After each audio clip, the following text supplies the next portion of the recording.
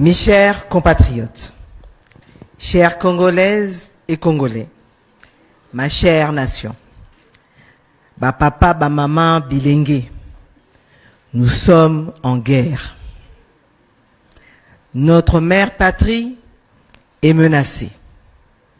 Notre voisin, le Rwanda, et ses supplétifs du M23, AFC, ont décidé d'un plan de destruction de notre nation en menant une guerre meurtrière sur notre territoire.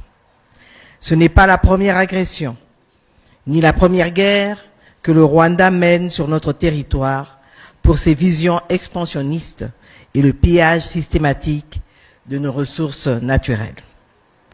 Dans leur aventure meurtrière, ils tuent consciemment des milliers d'innocents, détruisent des vies de femmes qu'ils violent, bombardent des écoles et hôpitaux, tout ce qui peut contribuer à la construction de l'avenir de notre pays. Mes chers compatriotes, cette guerre a trop duré. 30 ans, ça suffit.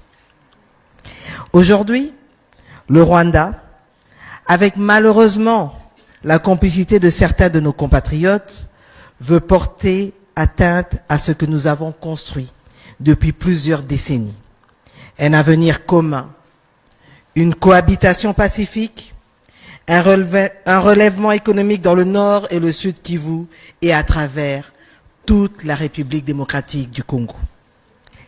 Ils prennent pour compagnons de guerre la haine, la division et la manipulation des faits pour des fins de propagande, pour attiser des tensions au milieu de la population et nourrir leur projet de génocide des Congolais. Mais le peuple congolais est uni. Il est uni par le sort et uni par le choix d'être et d'exister collectivement telle une nation. Oui, nous avons compris le jeu de l'ennemi et nous ne nous laisserons pas aller à cette destruction planifiée de ce qui nous est cher.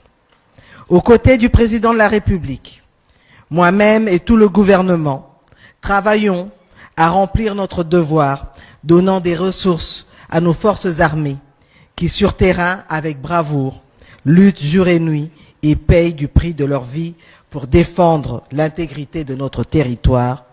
Et pour cela, nous les saluons. Nous saluons aussi les Wazalendo. Mes chers compatriotes, au-delà du front militaire, cette guerre est menée sur plusieurs autres fronts. On l'a dit, le front diplomatique, judiciaire, économique, médiatique et spirituel. Mais le plus important est porté par vous, le peuple congolais, le Front populaire.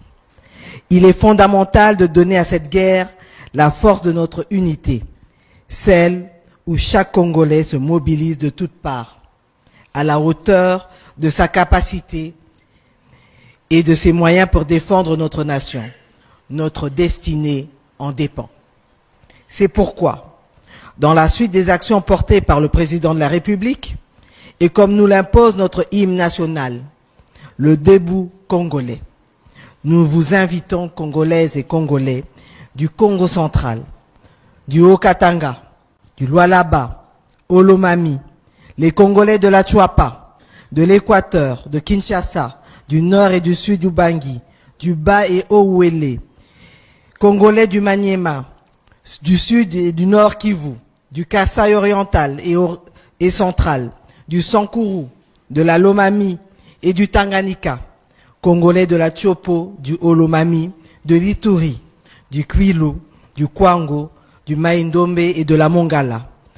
Tous de nous tenir debout avec toute notre volonté pour défendre notre mère patrie, la République démocratique du Congo. Batoto ya Congo, tushimame. Totelema po eza likambo ya mabele.